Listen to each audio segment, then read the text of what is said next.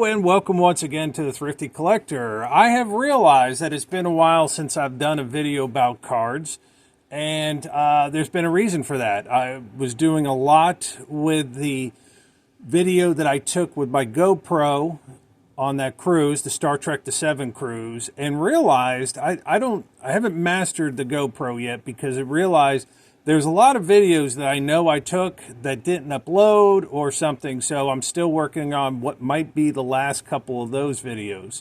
And of course, still working on my car, and I finally got the rear part of it done, what I call the white section of my car, because it's all white, and got that done. But as I got out of the car, I moved the seatbelt of the passenger side, and it's not letting out. So I've got to go in now and do the seatbelt. I was going to do my next thing was going to be the black part of the dashboard.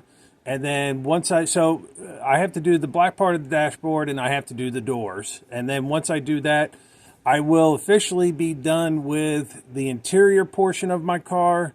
I might get a headliner, which is now an aftermarket product that they have. It doesn't look too easy or too difficult to put in, just time consuming. So let's get to the card. So this is a 1983 Don Ross Ryne Sandberg rookie card. If you had watched a few of the videos long past, I had purchased about 9 Ryne Sandberg rookies at a card show. Got them for about, I want to say $6 each. So I did pretty good on them. So I'm enjoying the fact that I've got them.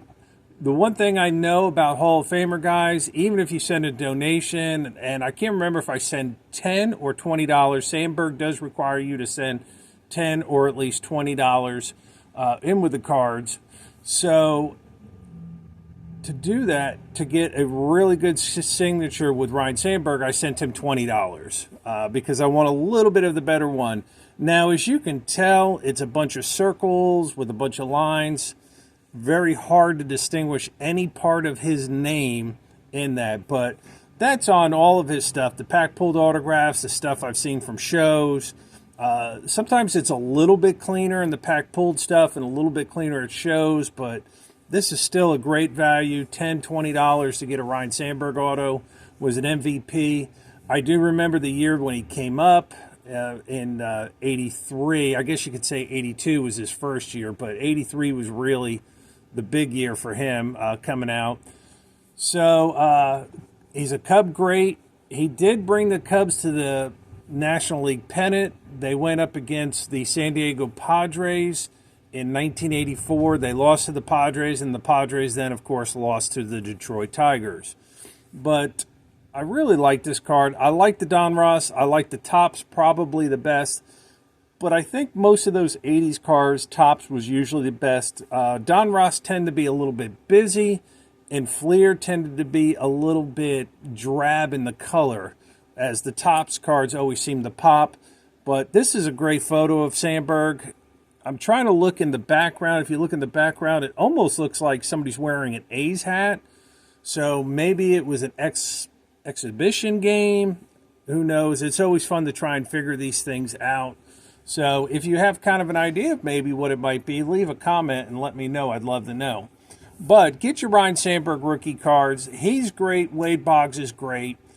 And they're going to be the next generation of the guys that are great signers. I don't see a lot of guys in the future that are coming up now. They're just making way too much money. And two, they don't really have good signatures. A lot of them maybe just might put their initials, and I'm not spending $50, $100 for a guy to put his initials. There was a signing with Patrick Ewing a while back, and it was more for his rookie cards. And Patrick Ewing pretty much just scribbled on the cards, and I want to say it was a couple $100 for the autograph. So it's good to see this, even though you can't tell any part of that where it's Ryne or Sandberg. It's still a great signature. He's very consistent with it. I hope you enjoyed this. Everybody stay thrifty. Got more episodes coming up, and hopefully I can find those lost Star Trek The Cruise 7 videos that I know are somewhere there.